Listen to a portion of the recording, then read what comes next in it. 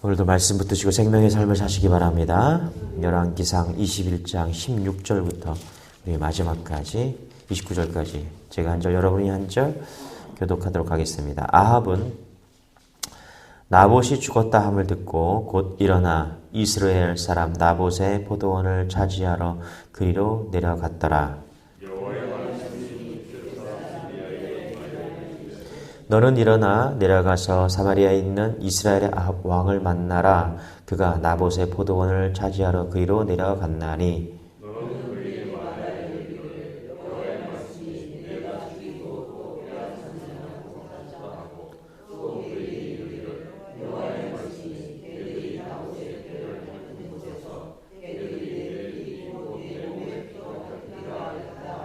아합이 엘리야에게 이르되 내 대적자여 내가 나를 찾았느냐 대답하되 내가 찾았노라.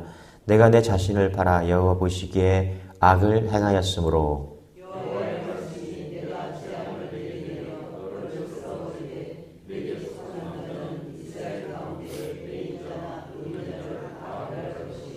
또 내 집이 느밧의 아들 여로보암의 집처럼 되게 하고 아히야의 아들 바아사의 집처럼 되게 하리니 이는 내가 나를 노하게 하고 이스라엘이 범죄하게 한 까닭이니라 하셨고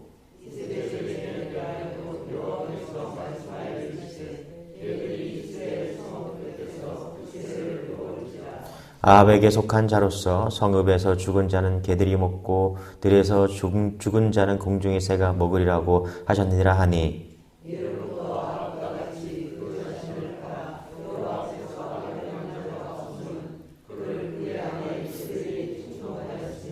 그가 여호와께서 이스라엘 자손 앞에서 쫓아내신 아모리 사람의 모든 행함같이 우상에게 복종하여 심히 가증하게 행하였더라.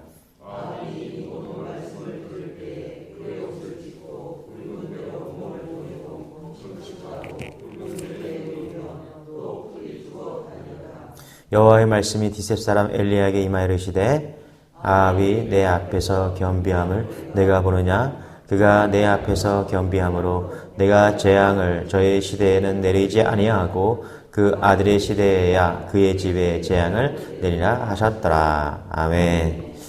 17절을 세 번역으로 보면 이렇게 되어 있어요. 그때 여호와께서 예언자 엘리야에게 말씀하셨다. 17절을 그렇게 세 번역은 번역하고 있습니다. 그때 이렇게 말 그때 그렇죠? 그때가 언제예요? 그러니까 16절이죠. 아합 왕이 나봇의 포도원을 강탈하기 위해서 나봇을 죽인 그때를 말합니다.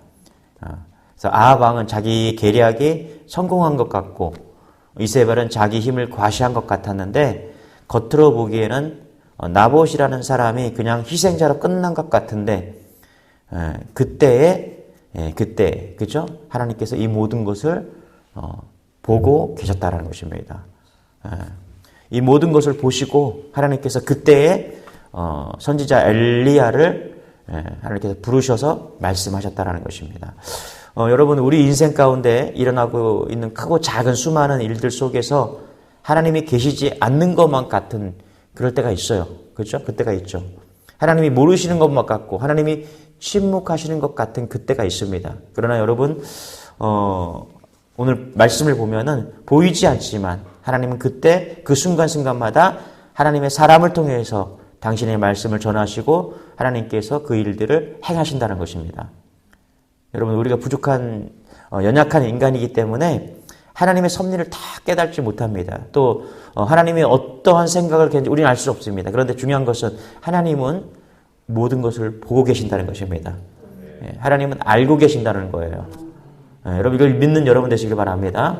창세기에 보면은 가인과 아벨의 이야기가 나오죠. 이 두 사람의 특징이 뭐냐면 한 사람은 하나님이 계시지 않은 것처럼 행동하고 하나님은 하나님이 의식하고 살던 그런 사람입니다. 창세기 4장 8절에 이렇게 나오죠. 가인이 그의 아우 아벨에게 말하고 그들이 들에 있을 때 가인이 그의 아우 아벨을 쳐 죽이니라. 그때에 하나님은 모르실 거야. 뭘 몰라요? 나와 동생은 들로 나갔기 때문에 동생밖에 없기 때문에 하나님은 모르실 거야. 그런 생각을 그때 가진 거예요. 가인이. 그래서 어떻게 해요? 아벨을 쳐 죽였다라는 거예요. 만약에 하나님이 보고 계셨다라고 생각했다면 그렇게 할 수가 없는 것이죠. 맞죠? 창세기 4장 10절에 이렇게 말합니다. 내가 무엇을 하였느냐? 내 아우의 핏소리가 땅에서부터 내게 호소하니니. 그렇죠? 그러니까 하나님이 가인이 아벨을 쳐 죽인 걸 알으셨죠. 보셨죠. 그렇죠? 그래서 뭐라 그래요? 다 아시고 부르는 거예요. 내가 뭐 했니? 뭐 했니? 하나님은 아십니다. 하나님은 보고 계시다는 거예요. 맞죠? 또 창세기 39장에 보면은 이렇게 요셉에 대한 말씀이 나옵니다. 그 후에 그의 주인의 아내가 요셉에게 눈짓하다가 동침하기를 정하니. 그렇죠? 그 주인의 아내, 군사령관 보리발의 아내가 그렇죠? 요셉에게 눈짓을 했다라고 말합니다. 같이 동침하자고 청한 거예요. 누군가가 잠자리를 유혹할 때 여러분 사람들에게 다 듣게 얘기하겠어요? 아니겠죠? 조용하게, 그렇죠? 은밀하게 얘기하겠죠. 그런데 요셉은 뭐라고 그러냐면 이렇게 말합니다. 39장 9절에 보디발 장군님의 은혜를 버릴 수 없고 내가 어찌 이 큰 악을 행하여 하나님께 죄를 지으리까. 그렇죠? 여러분 요셉은 13년 동안 고난 가운데 있었거든요. 구덩이에 던져지고 또 보디발의 유혹 가운데 감옥에 갇히게 되고 이게 13년의 시간이에요. 자, 여러분 어떻게 견딜 수 있었을까요? 요셉의 신앙은 어떤 것이었냐? 어떤 신앙이냐? 딱 간단해요. 하나님이 보고 계신다는 거예요. 하나님이 아신다라는 거예요. 할렐루야. 여러분 하나님은요. 선한 것도 보시고 하나님은 악한 것도 보심을 믿으시기 바랍니다. 오늘 우리가 살아갈 때 나 안 보겠지? 아니 하나님 다 알고 계십니다. 하나님이 다 알고 계시고 하나님이 다 보고 계시고 우리 가운데 계심을 믿으시기 바랍니다. 우리 18절입니다. 같이 읽겠습니다. 시작. 너는 일어나 내려가서 사마리아에 있는 이스라엘의 아합 왕을 만나라. 그가 나봇의 포도원을 차지하러 그리로 내려갔나니. 그렇죠? 여기 보니까 엘리야야 너 내려가서 아합 왕을 만나라. 그러면 모두가 아는 거예요. 그렇죠? 여러분 내려가서 엘리야야 너 내려가서 아합 왕을 만나. 이러면 다 아는 거예요. 그런데 뭐라고 그러냐면 이렇게 말해요. 이스라엘 아합 왕을 만나라. 이렇게 얘기합니다.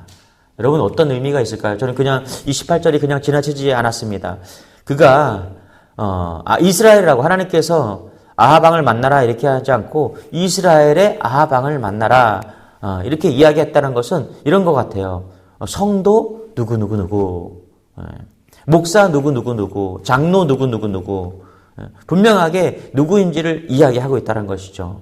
이것은 이런 것 같아요. 내가 너희에게 능력을 주고 내가 그에게 힘을 주고 내가 그에게 왕으로 삼았던 그 아합 왕을 만나라 이렇게 이야기하고 있는 것이죠. 하나님이 주신 은혜를 소중하게 생각하지 않았던 하나님이 주신 지위와 하나님이 주신 재산과 하나님이 주신 인생에 소홀하게 됐던 그 아합 왕을 만나라 이렇게 이야기하는 거예요. 지금 그렇죠? 그래서 이스라엘의 아합 왕을 만나라. 여러분 이스라엘이 뭐예요? 하나님께서 딱 선택한 거잖아요. 그렇죠? 여러분 여기에 은혜가 있는 줄 믿으시기 바랍니다. 우리는 그냥 그런 사람들이 아니에요. 우리는 성도예요. 성도 누구 이것은 뭐냐면 하나님께서 은혜를 주시고 할렐루야. 하나님께서 우리에게 지위를 주시고 우리에게 재산을 주시고 우리의 인생 가운데 함께 하시는 성도라는 거예요. 그래서 이스라엘 아합 이렇게 했던 것처럼 우리도 여러분 깨달아야 돼요. 성도 누구 할렐루야. 이게 굉장한 거예요. 굉장한 거. 하나님께서 선택 딱 하셔갖고 우리에게 모든 것을 주시고 우리를 이끌어 가신다라는 거예요. 여러분 이걸 믿는 여러분 되시기 바랍니다. 우리가 그런 존재, 그런 위대한 존재라는 거예요. 그래서 자부심을 가지시고 은혜를 가지시고 오늘도 승리하는 여러분 되시길 바랍니다. 아합을 만나러 온 엘리야는 아합에게 이런 예언을 합니다. 엘리야는 아합에게 이렇게 죽을 것이다 라고 이야기를 하는 것이죠. 우리 21절부터 읽어볼게요. 24절까지 끔찍한 예언을 합니다. 시작.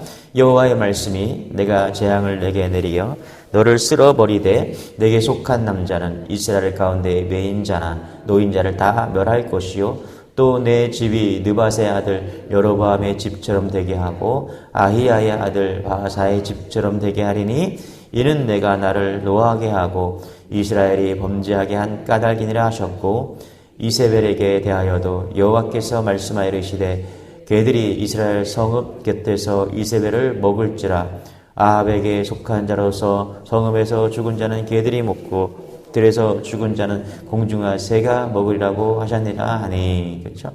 그러니까 아합이 이런 무서운 심판의 얘기를 들은 거예요. 엘리야가 와서 이런 심판을 얘기하니까. 그리고 과거에 엘리야가 와서 이야기한 게 있었잖아요. 그렇죠? 어땠어요? 맞았죠? 네. 그러니까 어떻겠어요? 두렵겠죠. 그래서 아합은 변하는 것 같아요. 네. 그런데 중요한 게 하나 있는데 여기 보니까 이런 게 나와요. 여러분 잘 보세요. 25절입니다. 왜 이 아합이 이렇게 심판받을 만한 이런 끔찍한 심판을 받을 만한 사람이 되었는가? 25절에 나오는데 이렇게 읽어볼게요. 25절 시작.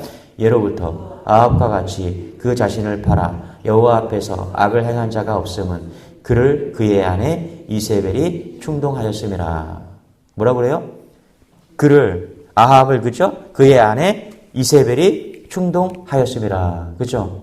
참, 성경이 이 아합 왕이 이렇게 된 것은 그 아내 이세벨이 그렇게 충동질을 했기 때문에 이렇게 악하게 되었다라고 이야기를 합니다. 여러분 끔찍하죠? 여자들이 이런 존재들인 걸 여러분 아셔야 돼요. 여러 여자분들이 이렇게 영향력이 큰 존재인 걸 알아야 돼요. 근데 저는 이 말이 딱 맞아요. 제가 이렇게 목회하면서 보면은 남자는 돈을 벌어오고 그 돈을 갖다가 여자한테 바쳐. 그리고 여자한테 꽉 쥐어잡혀서 살아. 그게 남자인 것 같아요. 하나님 참, 하나님 아주 요상망측하게 만들어놨어요. 우리 관계를. 그렇죠. 여러분, 이 여자가 이렇게 중요한 거예요. 그렇죠. 그죠. 깨달으시기 바랍니다. 할렐루야. 여러분, 어떤, 여성분들에게 묻고 싶어요. 어떤 충동을 일으키면서 사세요? 어떤 충동을 하고, 사람들에게 어떤 충동을 일으키면서 사세요? 남편에게 어떤 충동을 하십니까? 사람을 험담하고, 사람을 왕따시키고, 사람을 궁지로 몰아넣는 그런 충동을 하지 않기를 바랍니다. 할렐루야. 아주 은연중에, 아주 교묘하게, 그렇게 충동하지 않기를 바랍니다. 할렐루야. 아합이 이렇게 된 것은 이세벨이 그렇게 충동질을 했기 때문이라는 거예요. 여러분, 어떤 악한 행동은 반드시 어떤 충동질을 하든 하는 사람도 그렇고요. 그 충동질에 동의하는 사람도 그렇고요. 여러분 반드시 망한다는 사실을 잊지 마시기 바랍니다. 이세벨이 충동을 했죠. 그렇죠? 아합왕을 충돌했어요. 아합왕이 좀 뭔가 단단했으면 넘어가지 않겠죠. 당신 왜 그러냐고. 왜 나한테 그렇게 충동질을 하냐고. 나는 정의롭고 싶고 난 공의롭고 싶다고. 나는 하나님을 예배하고 싶다고. 이렇게 하면 좋은데 같이 넘어간 거예요. 같이. 그래서 어떻게 돼요? 같이 이런 심판을 받게 되었다는 거예요. 할렐루야. 여러분, 우리가 하나님을 믿으면서 우리가 성도잖아요. 그렇죠? 여러분 잊지 마시기 바랍니다. 악한 것에 절대로 넘어가지 않는 은혜가 있기를 소망합니다. 교회에서 보면은 예수를 믿어도 성도가 되어도 여전히 그렇게 악한 것에 충동질하고 있어요. 저 사람 마음에 안 든다고 두세 명이 짝을 이뤄서 충동질하고 있어요. 여러분 잊지 마세요. 반드시 죽습니다. 하나님이 반드시 심판한대요. 거기에 그 말을 하는 사람이나 그 말에 받아서 동조하는 사람이나 교묘하게 모를 것 같죠. 하나님이 다 하십니다. 하나님이. 그죠? 오늘 다 하신다라고 이야기하는 거예요. 처음부터 끝까지 아합과 이세벨을 다 보고 계신 거예요. 니들이 어떻게 충동해서 사람을 나봇을 죽이는지 하나님은 다 보고 있다라는 거예요. 여러분 이런 것을 끊어내는 은혜가 있기를 소망합니다. 할렐루야. 저는 교회에서 이런 사람들이 제일 싫어요. 저는 두고 보지 않습니다. 제가 부목사로 사역할 때 이제 수석의 위치에 섰어요. 근데 제가 수석의 위치에서 딱 서자마자 한 이야기가 뭐냐면 교역자들이 한 3, 40명 됐거든요. 교역자들이 뒷담화하다가 말이 들어오고 저에게 걸리면 끝까지 내가 가서 그것을 뜻을 묻겠다고. 왜 그렇게 했는지. 그리고 그것이 합당하지 않는다면 반드시 책임을 지게 하겠다. 그래서 2번, 3번 반드시 그러면 사임을 시키겠다. 그래서 뒷담화하는 것을 근절시키겠다. 아주 교육자들도 자기 편을 만들려고 하고 그렇게 사역하는 사람들이 있더라고요. 그래서 불행해지는 거예요. 여러분, 그런 교회는 불행해집니다. 그런 교회는 행복할 수가 없어요. 제 말이 맞죠? 2-3명씩, 3-4명씩 그룹을 이루어서 사람을 뒷담화하고 그룹핑하고 충동질하고 얼마나 악한 거예요. 그게 영적인 것을 다 파괴하더라고요. 여러분, 이거 중요한 겁니다. 여러분의 입에서, 여러분의 마음에서 사람을 살리는 은혜가 있기를 소망합니다. 할렐루야. 성도라는 거는요, 복음으로 충동질하는 사람들이에요. 할렐루야. 어제 우리 전도팀이 식사를 했는데 그런 좋은 얘기를 하더라고요. 우리 메시지 교회가 좋은 소문이 막 퍼져나가고 있대요. 할렐루야. 이런 건 하세요. 좋은 거. 남을 칭찬하고, 특히 복음을 충동질하는 거예요. 죽어가는 영혼을 위해서 복음을 전함으로 해서 복음을 충동질해서 복음으로 살려내는 것이죠. 할렐루야. 이게 변화고요. 이게 성도라는 거예요. 여러분, 이런 은혜가 있기를 소망합니다. 할렐루야. 한시라도, 한순간이라도 내가 남을 죽이기 위해서 충동질하는 것이 아니라 살리기 위해서 충동. 어떻게 하면 살릴 수 있을까? 어떻게 하면 저 사람을 구원할 수 있을까? 그죠? 어떻게 하면 말씀으로 충동질할 수 있을까? 어떻게 하면 기도하게 충동질할 수 있을까? 그죠? 그게 우리 목사의 사명이고요. 그게 우리의 사명이 돼야 되는 거예요. 맞죠? 우리를 토대로 이 교회들이, 고색동에 있는 교회들이 도전받는 거예요. 여러분, 우리가 정말 보세요. 이제 우리가 전도하고 교회가, 메시지 교회가 부흥한다는 소문이 퍼지잖아요. 다 도전받을 것입니다. 교회들이 일어날 거예요. 여러분, 이걸 보게 되셔야 돼요. 할렐루야. 하나님께서 이런 좋은 것들을 충동질시켜서 막 부흥이 일어나게 하실 겁니다. 이런 은혜가 우리 안에 있기를 소망합니다. 할렐루야. 27절부터 29절까지 읽겠습니다. 시작. 아합이 이 모든 말씀을 들을 때 그의 옷을 찢고 굵은 배로 몸을 동이고 금식하고 굵은 배에 누우며 또 풀이 죽어 다니더라. 여호와의 말씀이 디셉 사람 엘리야에게 임하여 이르시되 아합이 내 앞에서 겸비함을 내가 보느냐. 그가 내 앞에서 겸비함으로 내가 재앙을 저희 시대에는 내리지 아니하고 그 아들의 시대에야 그의 집에 재앙을 내리라 하셨더라. 29절에 보니까 이렇게 말해요. 아합이 내 앞에서 겸비했다. 겸손해졌다라는 것입니다. 그래서 말씀을 들을 때 그의 옷을 찢고 굵은 배로 몸을 동이고 금식하고 굵은 배에 누우며 또 풀이 죽어 다녔다라고 이야기를 합니다. 보니까 아합이 두려워서 좀 변화된 것 같아요. 그죠? 27절, 29절을 읽으면은 아합이 겸손하게 하나님의 말씀을 받은 것 같아요. 여러분, 아합과 같은 이 악한 왕이 조금 변한 것 같은 회개를 해도 하나님은 심판을 연기하십니다. 사실 이 아합 왕이 오늘 이 두려움의 이 심판을 피하기 위해서 사실 회개하는 척했어요. 다 변하진 않았어요.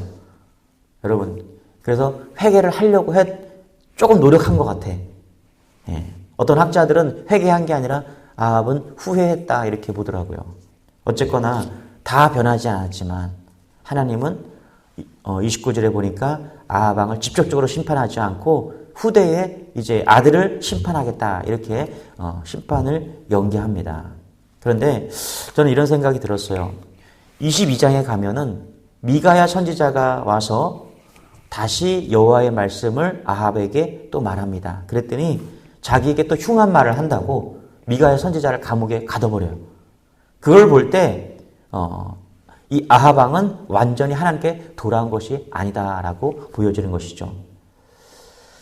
여러분, 우리가 하나님께 완전히 돌아왔는지 그렇지 않은지 여러분 우리가 점검할 필요가 있습니다. 여러분들은 정말 하나님께 완전히 돌아서서 하나님만 쫓아가고 정말 믿음으로 살기를 작정하셨습니까? 할렐루야. 내가 지금 하나님만을 오늘 새벽에 나오신 여러분들은 다 믿음이 좋으니까 나는 하나님을 온전히 따라가고 있다. 여러분 그렇게 생각하실 거라 믿습니다. 또 그렇게 해야 돼요. 할렐루야. 그런데 그렇게 되면 반드시 열매가 맺혀야 됩니다. 보니까 아합 왕이 29절에 보니까 돌아선 것 같아요.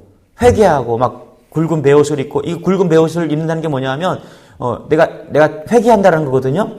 회개하는 징표로 이 굵은 베옷을 입은 거예요. 맞죠? 그의 옷을 찢었다는 게, 구약에서는 옷을 찢고 굵은 베옷을 입었다는 건 뭐냐면, 금식했다는 것은 뭐냐면 자기가 회개한다라는 거예요. 그런데 여러분, 성경을 읽어보면 열매가 없어요. 예를 들어 이런 거예요. 내가 정말 회개했다면 나봇에게 뺏은 그 포도밭을 어떻게 해야 돼요? 돌려줘야 되는 거예요. 맞죠? 이게 진정한 회개예요. 우리가 회개를 했잖아요. 우리가 하나님께 돌아왔잖아요. 그러면 말로만 돌아온 게 아니라 우리의 삶도 돌아와야 된다는 거예요. 맞죠?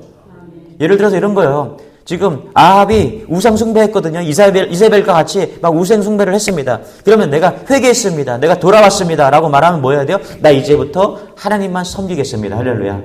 나 그래서 하나님만 예배하겠습니다. 네. 이런 열매가 맺혀야 된다는 거예요. 이게 진정한 회개라는 거예요. 맞죠? 여러분들 교회를 다녀요. 구원받았습니다. 구원의 감사가 있습니다. 너무너무 감사해요. 좋습니다. 좋아요. 그런데 진짜 구원받은 사람은 그렇게 살아내는 거예요. 할렐루야. 사람을 용서하고, 사람을 사랑하고, 그죠? 복음을 전하고, 그죠? 돈을 버는 목적이 내가 잘 살고자 버는 것이 아니라 그것으로 선한 일을 하고, 그죠? 사람들을 섬기고, 내가 그렇게 살지는 않았는데 내가 복음을 받아들이고 내가 이제 회개하고 정말 하나님의 자녀가 되었다라면 내 삶에 이런 열매가 나타나야 된다는 것입니다. 여러분, 이게 진짜 돌아선 겁니다. 여러분, 그렇게 사시기 바랍니다. 할렐루야. 말로만, 교회만, 새벽 예배에 나온다고 거기서 끝나는 것이 아니라 내 삶 전체가 그렇게 변화된 삶을 살아낼 때 조금 변한 게 아니라 완전히 변했다라는 거예요. 저는 우리 메시지 교회가 이런 은혜가 있기를 소망합니다. 할렐루야. 정말 내가 구원받은 사람이다. 그래서 구원받은 사람처럼 살아내는 거예요. 할렐루야. 이런 은혜가 여러분의 있기를 소망합니다. 기도하겠습니다. 하나님 감사합니다. 오늘 말씀을 통해서 우리가 또 깨닫고 우리가 그렇게 살아내기를 원합니다. 하나님이 다 보고 계십니다. 우리의 모든 삶 가운데 하나님이 동행하시고 또 동행하실 뿐만 아니라 보고 계십니다. 하나님께서 칭찬하시고 또 우리를 책망할 것입니다. 하나님, 우리 두려워서 우리가 그렇게 사는 것이 아니라 믿음으로, 열매 맺음으로 그렇게 살기를 원합니다. 내가 성도이기 때문에, 내가 구원받은 자이기 때문에 하나님을 의지하고 경외함으로, 사랑함으로 우리가 믿음의 백성처럼 열매 맺는 삶이 될 수 있도록 은혜를 더하여 주옵소서. 오늘 만나는 사람들과 사건 속에서 놀라운 하나님의 역사를 경험하며 역사를 전하는, 복음을 전하는 그런 우리 메시지교회 모든 성도들 될 수 있도록 은혜를 더하여 주옵소서. 감사드리며 예수님의 이름으로 기도드리옵나이다. 아멘. 우리 말씀 붙드시고 오늘 이런 은혜 달라고 주 한번 기도하겠습니다. 주여, 주님 감사합니다. 주님 감사합니다. 아버지 하나님, 하나님 감사합니다. 아버지 하나님, 아버지 하나님, 주여.